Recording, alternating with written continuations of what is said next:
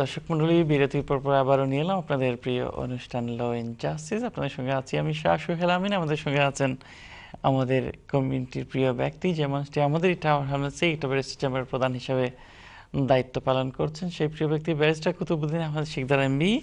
বিরতির পূর্বে আমরা ছিলাম আপনাদের কাছে, আপনাদের কাছ থেকে প্রশ্ন নিচ্ছিলাম। যাচ্ছি এবারে আপনাদের কাছে, দেখছি কে আছেন লাইন। আসসালামু আলাইকুম।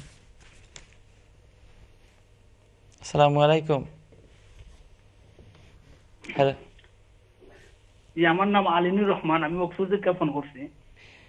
আলিনুর রহমান ভাই, জি, কোথা থেকে করছেন? অক্সফোর্ড। জি, হোকো ভাইয়া। যে আমি 10 ইয়ার্স রুল আছি আর কি।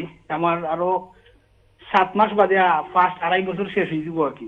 জি, আমার নেক্সট এক্সটেনশনও কিটা কিটা লাগবো, ইংলিশ লাগবো নি, ওগুলো জানতাম চাইলাম আর কি। কিতা কিতা লাগবে আপনার? জি, আপনি পয়লা যে সময় অ্যাপ্লাই করছিলা তখন আলিনুর রহমান সাহেব কোনো ইংলিশ সার্টিফিকেট দিছিলা নি? ফলে আমি স্পাইস ভিসাতে আসলাম, ওই সময় ইংলিশ সার্টিফিকেট দিছিলাম আর কি। বাদে আমার স্পাইস ভিসা তারা বার হইরা 10 years রুলও দিলেইছে।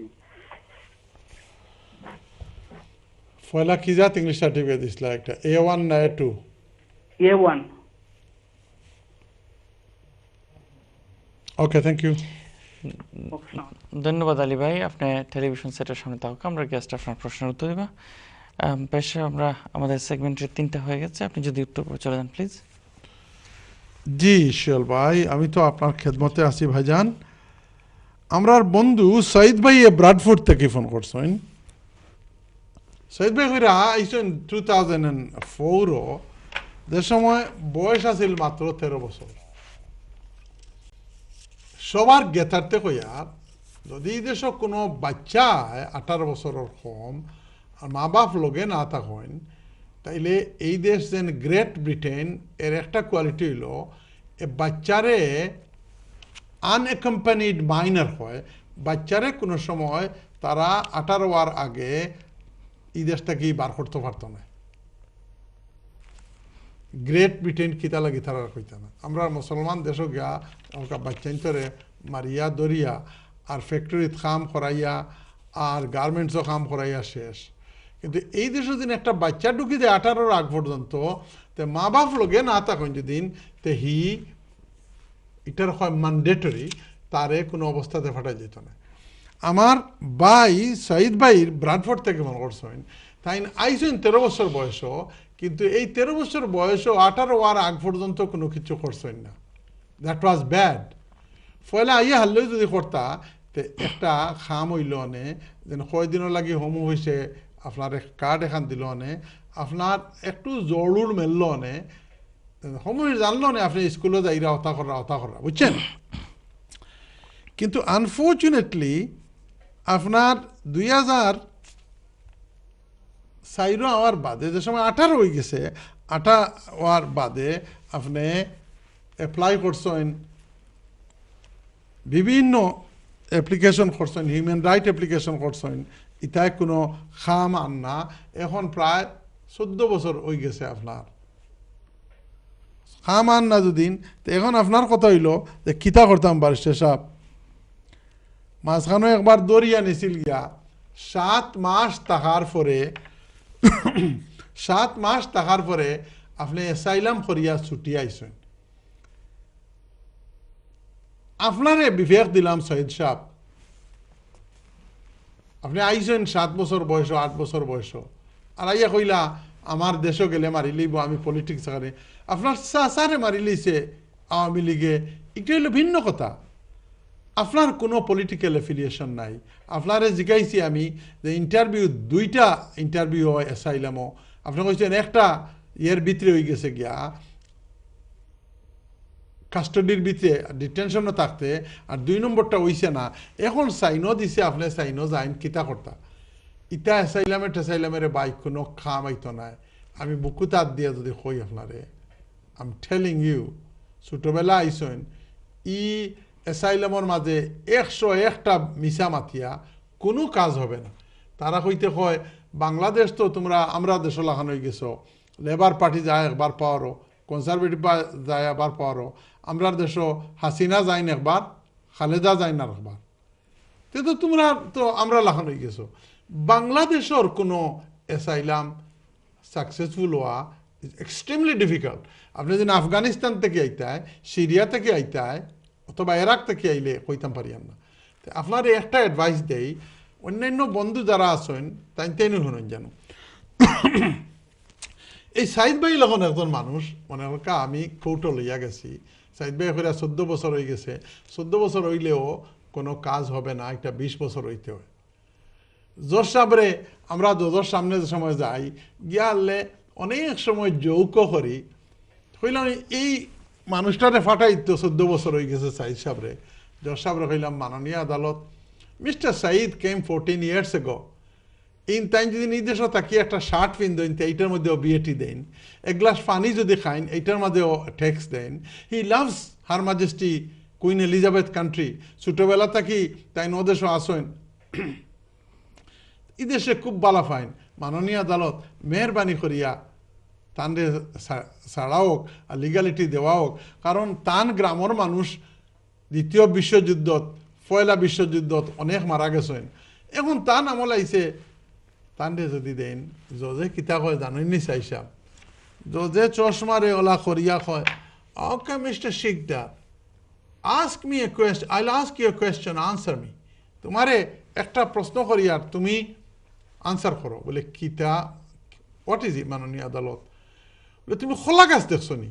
Do you know what's called banana tree? বলে জি হয়। বলে তোমার দেশে তো খোলা গাছ আছে? বলে জি মাননীয়। জজে যে কথা কয় ইয়েস স্যার হইতে হয়, কোনো চ্যালেঞ্জিং না, বুঝছেন? বলে জি জি খোলা গাছ চিনতাম না, এখানে আমরা দেশের বাড়ির গড়ের কুনাতো হয়, ফুকরির ফারও হয়, ওলানো খোলা গাছ আছে।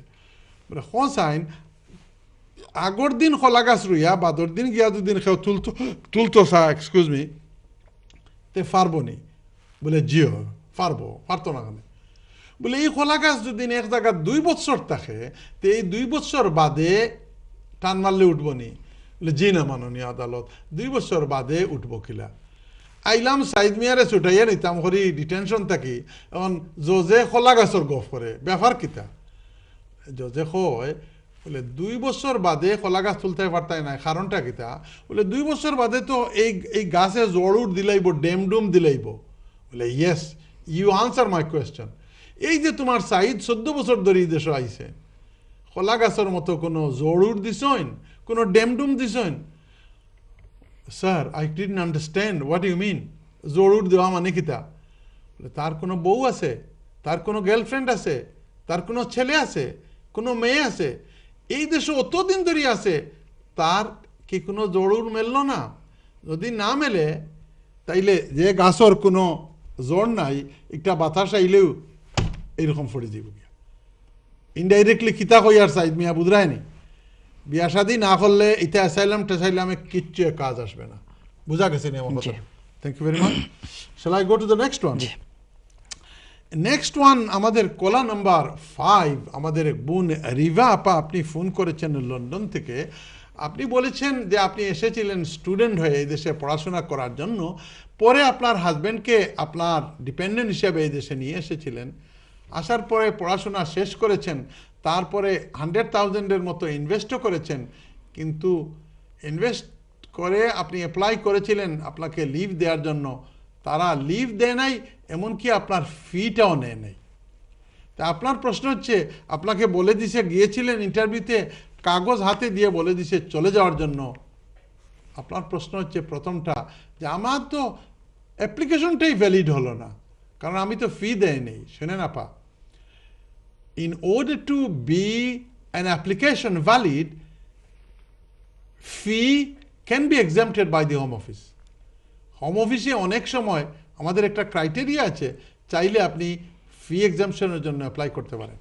আমি আমার বন্ধু, আমার ক্লায়েন্টদেরকে আমি বলি যে সব আইন আছে আপনার, আমি যে টেবিলে বসি, বুঝছেন রিভাপা, আমার ঠিক পিছনে হোলসবুরিজ ল বলে একটা বই আছে, বিরাট একটা series.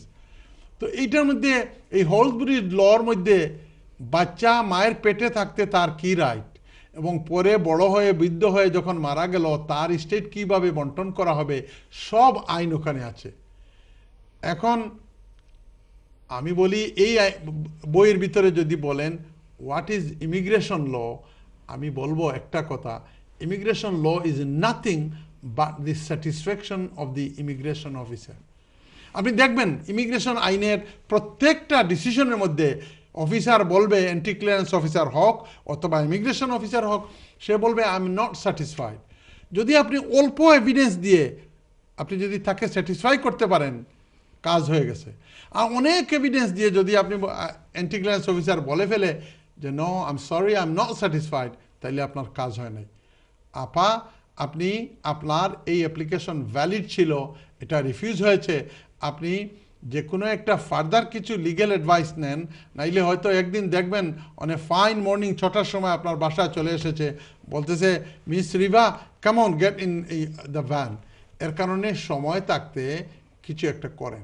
I am very sorry for being that negative answer. Thank you very much. Thank you. Caller number 6, আমরা ভাই নাম কিতা আপনার? আলিনুর রহমান, অক্সফোর্ড থেকে ফোন করছেন। আপনি কইরা স্টুডেন্ট হাজবেন্ড ইয়ে আইসলা, আওয়ার পরে যাও আর কি পয়লা অনেক কষ্ট করিয়া 18,600 দেখাইলেন, আর এখানে আইয়া আনলে বেনিফিটর ঠেলায় আর কই না আর সহ্য করতে পারিয়ান না, যা 5 বছরের 5 ইয়ার রুট নাই 10 ইয়ার রুটে গেলে কি হল বেনিফিট পাওয়া যায়। ঠিক আপনার বেলায় তাই হয়েছে। এখন আপনি সেকেন্ড এক্সটেনশন নিতা, আপনার প্রশ্ন হইল যে আমার কিতা লাগবো।